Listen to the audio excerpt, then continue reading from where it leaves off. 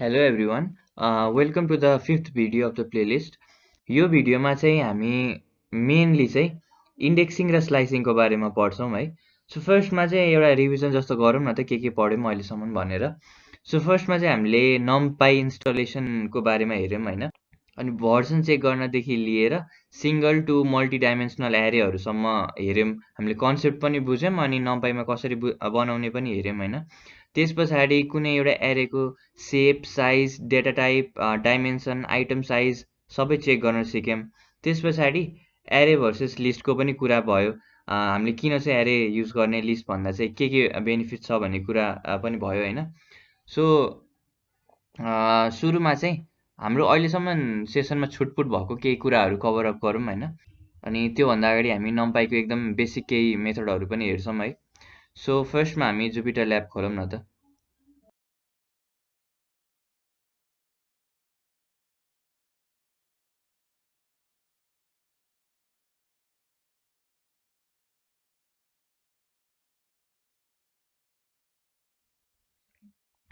अब हामी एउटा नयाँ नोटबुक खोलौँ।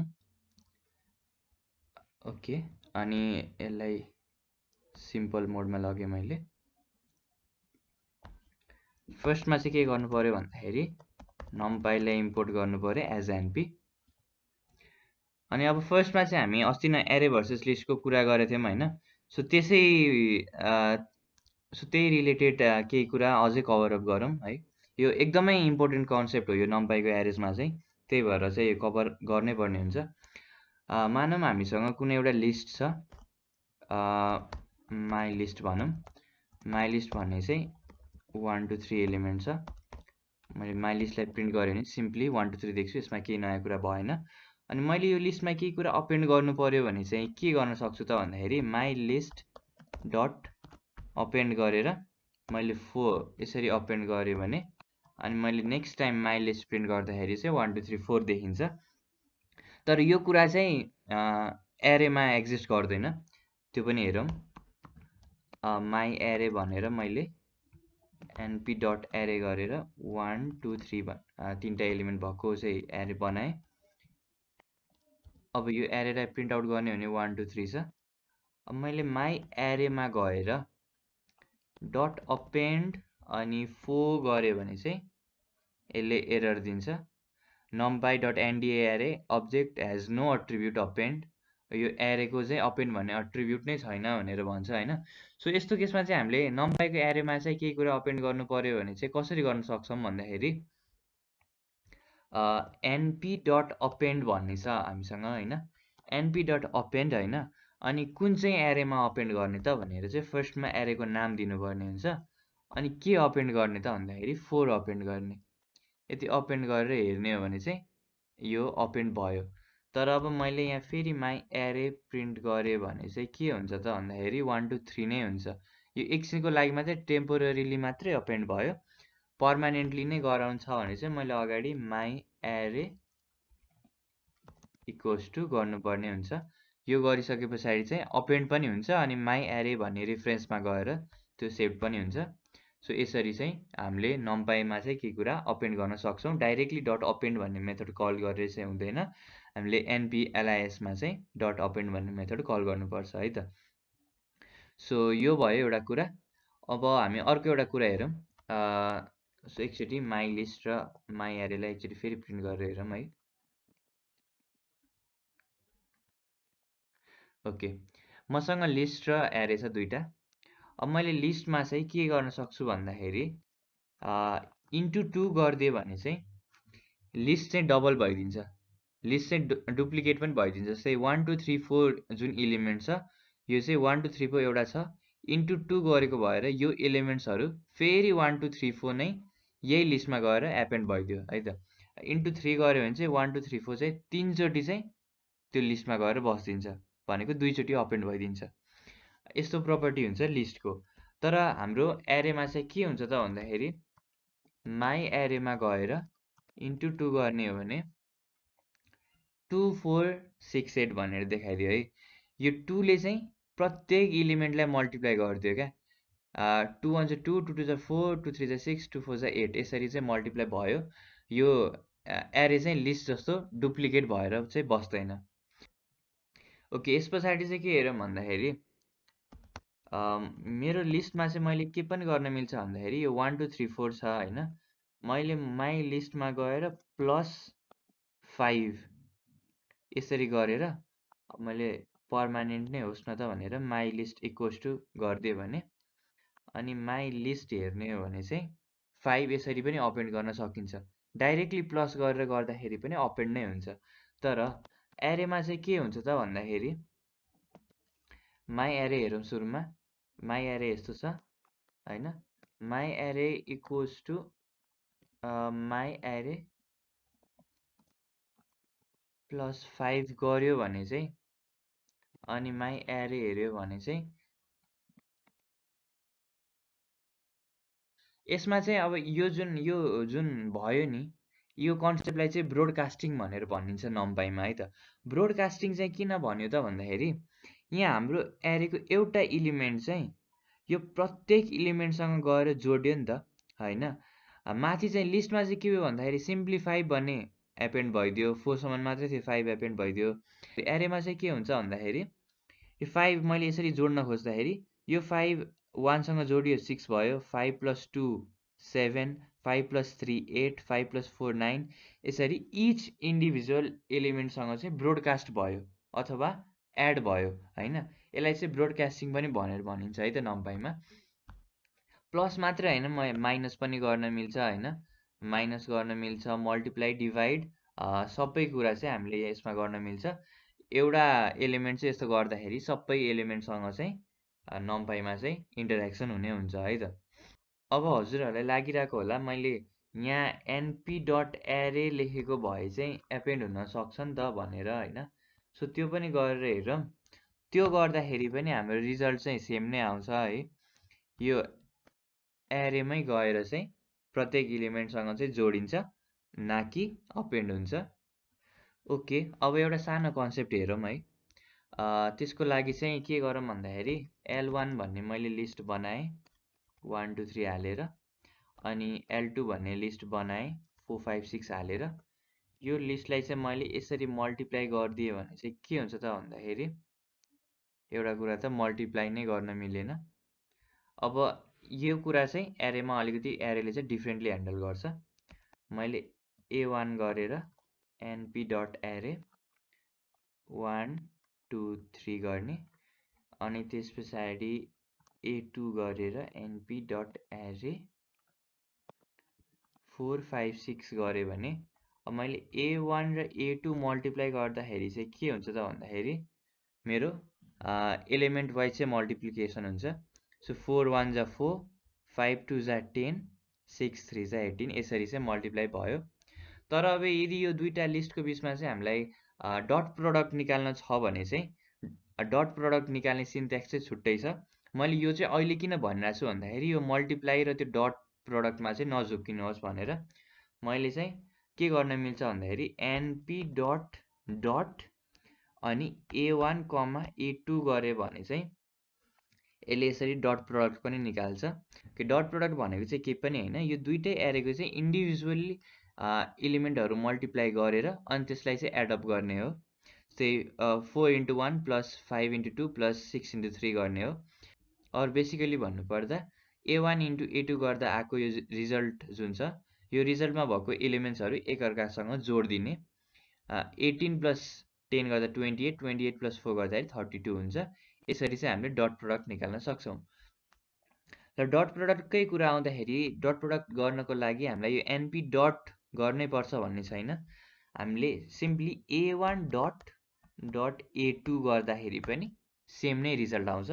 यो फर्स्टको A1 लाई चाहिँ अगाडि एनपीको ठाउँमा राखेर A2 लाई चाहिँ हामीले भित्र राखिदिने एज अ प्यारामिटर राखिदिने हो भने पनि हामीले यसरी डट प्रोडक्ट पनि निकाल्न मिल्छ। अनि यो भयो डट प्रोडक्ट निकाल्ने। अनि अब डट प्रोडक्टकै कुरा हुँदाखेरि अर्को एउटा सिम्पल एउटा सर्ट ह्यान्ड पनि हेरिहालौँ। A1 अनि @A2 गरेर गऱ्यो भने पनि यसले बाई डिफल्ट चाहिँ डट प्रोडक्ट नै निकाल्छ। सो यो भयो डट प्रोडक्टको कुरा होइन। अब त्यस पछाडि चाहिँ अब हामी चाहिँ आजको मेन टपिकमा आउँ। मेन टपिक चाहिँ के हो त भन्दाखेरि इन्डेक्सिङ र स्लाइसिङ। फर्स्टमा चाहिँ हामी इन्डेक्सिङ हेरौँ है त। अब म सिम्पली एउटा एरे बनाउँछु, ARR भन्ने एरे। फर्स्टमा चाहिँ 1D मै हेरौँ, त्यस पछाडि 2D 3D सम्म जान्छौँ हामी। सो फर्स्टमा एउटा यो एरे छ। मैले एरेको फर्स्ट इलिमेन्ट एक्सेस गर्नु पर्यो भने चाहिँ के गर्छु त, एरेको 0 इन्डेक्सलाई एक्सेस गर्ने भनेर यसरी कमान्ड दिन्छु। 1 आयो 0 इन्डेक्सलाई एक्सेस गर्दाखेरि। अब मैले फर्स्ट इन्डेक्सलाई एक्सेस गरेँ भने 2 आउँछ हैन। यो प्रिटी मच सिम्पल कन्सेप्ट छ। यसमा यदि पाइथन प्रोग्रामिङ ल्याङ्ग्वेजको बेसिक नलेज छ भने यो बुझ्न केही पनि गाह्रो हुँदैन। अब त्यस पछाडि चाहिँ हामी के हेरौँ भन्दाखेरि, यदि अब 2D एरेको कन्सेप्टमा हेरौँ है त। 2D एरेमा चाहिँ के हुन्छ भन्दाखेरि दुईटा ब्र्याकेट हुन्छ हैन। मैले चाहिँ अब यसरी 4 5 6 बनाएँ। यो एरेलाई प्रिन्ट पनि गरेर हेरौँ न त। ओके, यो एरे चाहिँ अब म्याट्रिक्स जस्तो देखियो हैन, म्याट्रिक्स नै हो यो।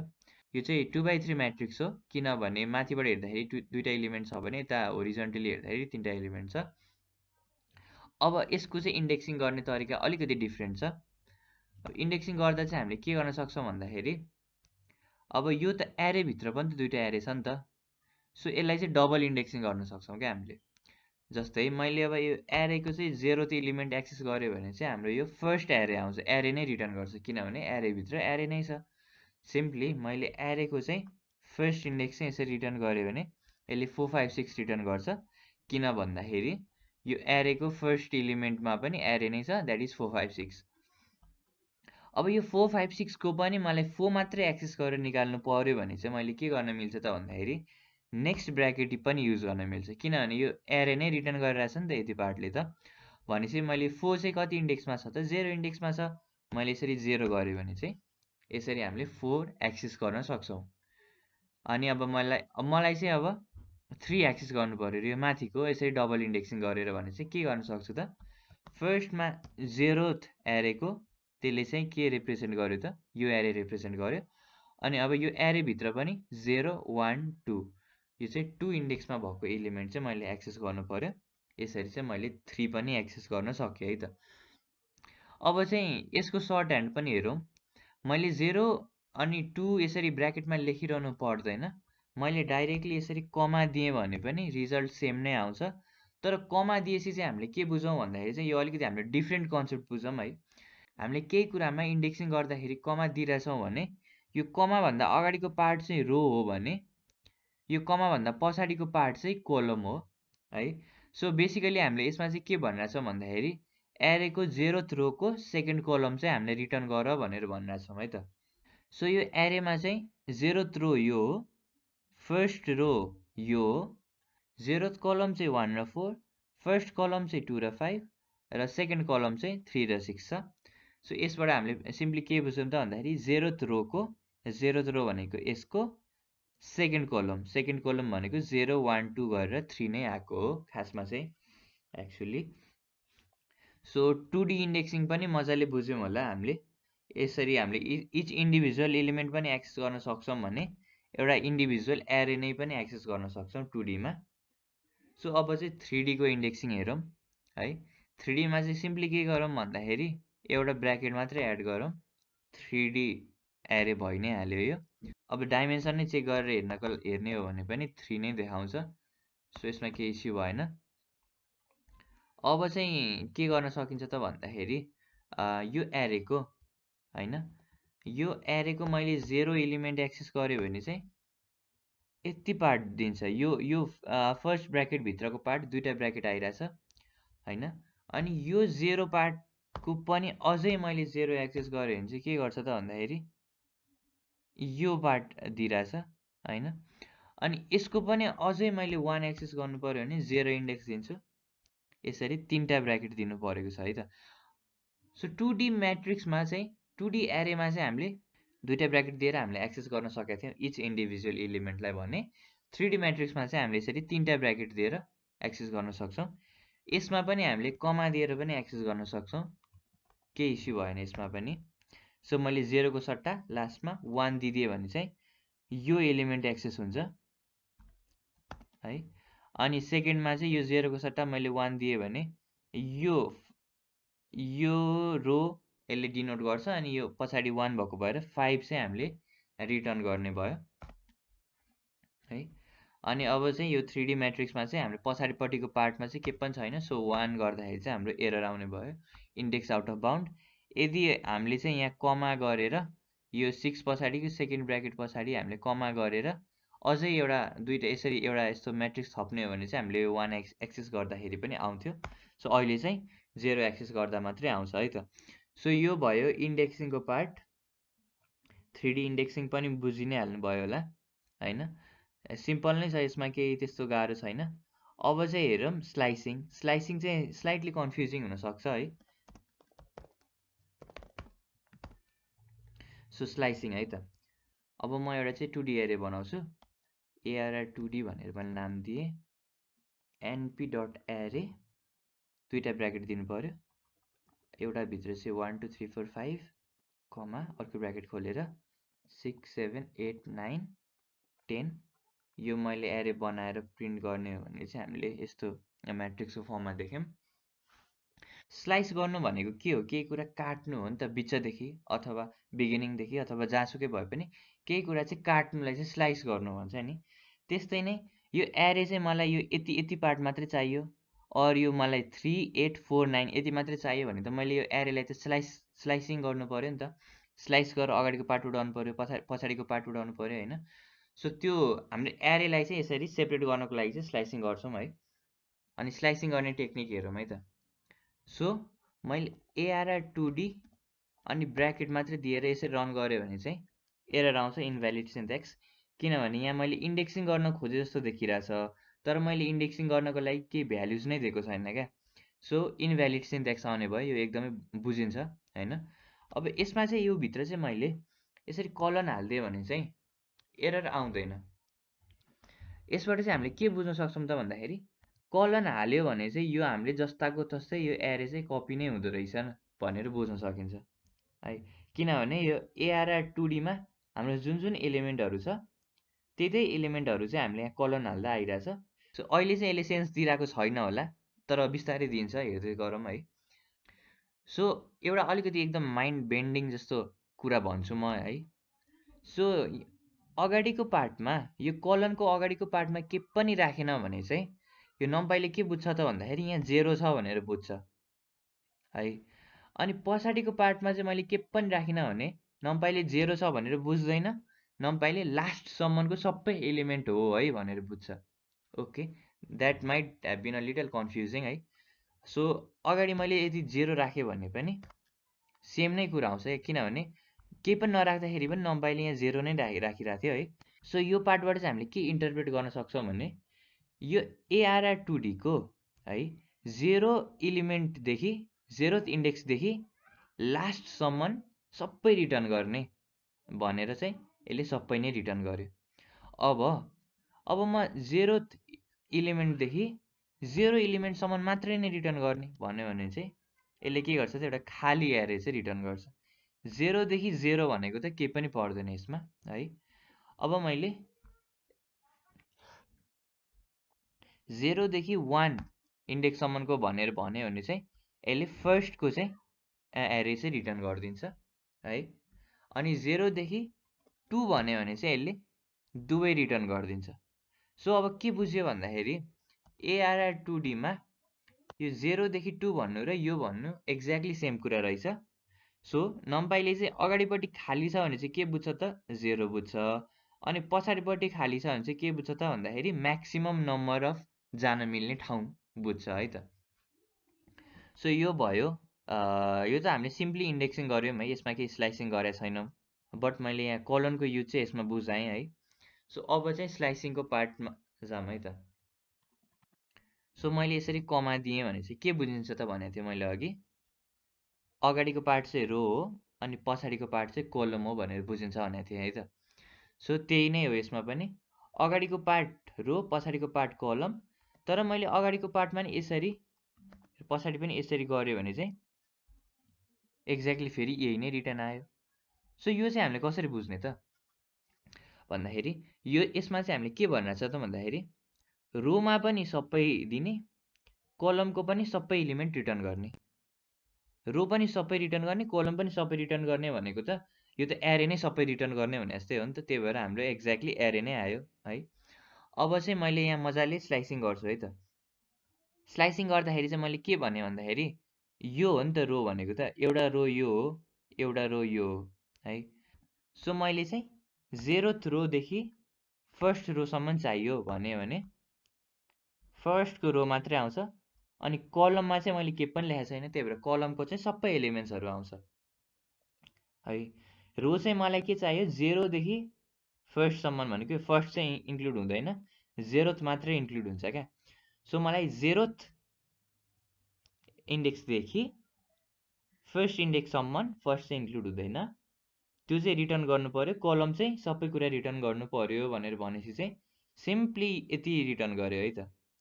मलाई 0देखि 2सम्म भनेर भन्यो भने चाहिँ यसले के बुझ्छ त, फर्स्ट इन्डेक्ससम्म भनेर बुझ्छ। सो यो रन गऱ्यो भने पनि एक्ज्याक्टली यो पुरै एरे नै मैले फिर्ता पाएँ है त। सो यो गर्नु र यहाँ के पनि नलेख्नुमा सेम कुरा छ। अगाडि चाहिँ हामीले के गऱ्यौँ त, रोबाट स्लाइसिङ गर्न मिल्छ। सो अब इन्ट्रेस्टिङ पार्ट चाहिँ पछाडिपट्टि हुन्छ है। पछाडिपट्टि चाहिँ कलमबाट स्लाइसिङ गर्न मिल्छ क्या। सो यो 1 र 6 भनेको 0th कलम, फर्स्ट कलम, सेकेन्ड कलम, थर्ड कलम, फोर्थ कलम हो नि त। सो फोर्थ कलम हो भनेपछि चाहिँ मैले 0देखि 4सम्म भनेर भन्यो भने चाहिँ यो लास्टको इन्क्लुड भएन है। सो 0देखि मैले 5सम्म भन्यो भने चाहिँ एक्ज्याक्टली जस्ताको तस्तो नै रिटर्न गर्छ यसले पनि, किनभने कलम रो चाहिँ सबै रिटर्न गर्ने, अनि कलम चाहिँ 0देखि 4thसम्म रिटर्न गर्ने भनेपछि चाहिँ 0देखि 4thसम्म भनेको त यो सबै नै पढ्ने भयो। अब होइन, मलाई चाहिँ 1 2 6 7 मात्रै चाहियो भने चाहिँ मैले के गर्न मिल्छ त भन्दाखेरि यो कति कलम हो, यो 0th कलम हो, यो फर्स्ट कलम हो है त। मैले यसमा चाहिँ फर्स्ट भन्दा एक बढी लेख्नुपर्ने हुन्छ, किनभने त्यहाँ भएको एउटा चाहिँ इन्क्लुड नै हुँदैन। सो मैले यसरी 2 लेखिदिएँ भने चाहिँ 1 2 6 7 यसरी इन्डेक्स गर्न सक्यो है त। अनि मैले चाहिँ अब अगाडि चाहिँ 0 चाहिँ बाई डिफल्ट नै हुन्छ, मैले यसरी नलेख्दिन पनि मिल्छ। सो मैले 0 नै लेख्दिनँ, कोलन 2 गरेँ भने पनि यसले सेम नै रिजल्ट दिन्छ। सो मैले 2 नदिएर 3 दिएँ भने चाहिँ यो थर्ड 0 1 2सम्म चाहिँ यसले रिटर्न गर्ने भयो। सो अलिकति कन्फ्युजन नै भयो होला यसमा है। सो अलिकति मजाले फेरि हेरौँ है कुनै एक्जाम्पलहरू। यस्तो गर्यो भने चाहिँ यसले के रिटर्न गर्छ, सबै रिटर्न गर्छ। अगाडिकोले चाहिँ रो स्लाइसिङ गर्छ भने पछाडिकोले कलम स्लाइसिङ गर्छ। अब रो स्लाइसिङ गर्दाखेरि चाहिँ ल मलाई चाहिँ 2 र 3 मात्रै चाहियो अरे है त।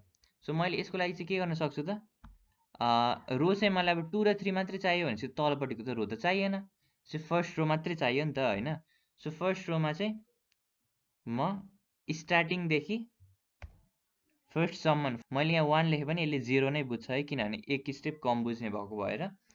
सो यसरी चाहिँ हाम्रो फर्स्ट मात्रै रो रिटर्न भयो। अब मलाई 2 र 3 मात्रै चाहिने भने मैले पछाडि के लेख्नु पर्यो भन्दाखेरि इन्डेक्सिङ गर्नु पर्यो। 0 फर्स्ट, यो चाहिँ 0 इन्डेक्स हो, यो चाहिँ 1 इन्डेक्स हो। 1 इन्डेक्सदेखि यो 1 इन्डेक्स 2 इन्डेक्स 3 इन्डेक्ससम्म चाहिँ दिनु पर्यो मैले। यसरी दिएँ भने चाहिँ 2 र 3 चाहिँ मैले एक्सेस गर्न सक्छु। सो यसरी चाहिँ मैले पुरै एउटा 2D एरेलाई पनि इन्डेक्सिङ गर्न सक्छु है। यही कुरा चाहिँ हामीले 3D एरेमा पनि गर्न सक्छौँ है। त्यो चाहिँ अब आफैले पनि प्र्याक्टिस गर्नु होला। So yes, thank you everyone. यो भिडियोमा चाहिँ यति नै। आजको भिडियोमा चाहिँ हजुरहरूले इन्डेक्सिङको बारेमा चाहिँ मजाले बुझ्नुभयो होला। बुझ्नु भएन भने नि यो भिडियो फेरि पनि एकचोटि हेर्नु। यति लास्टमा जुन मैले कन्सेप्ट भनिसकेँ, यो कन्सेप्ट सुनिसके पछाडि चाहिँ हजुरहरूले स्टार्टिङदेखि नै हेर्नुभयो भने पनि अब चाहिँ मजाले नै बुझिन्छ। So thank you everyone.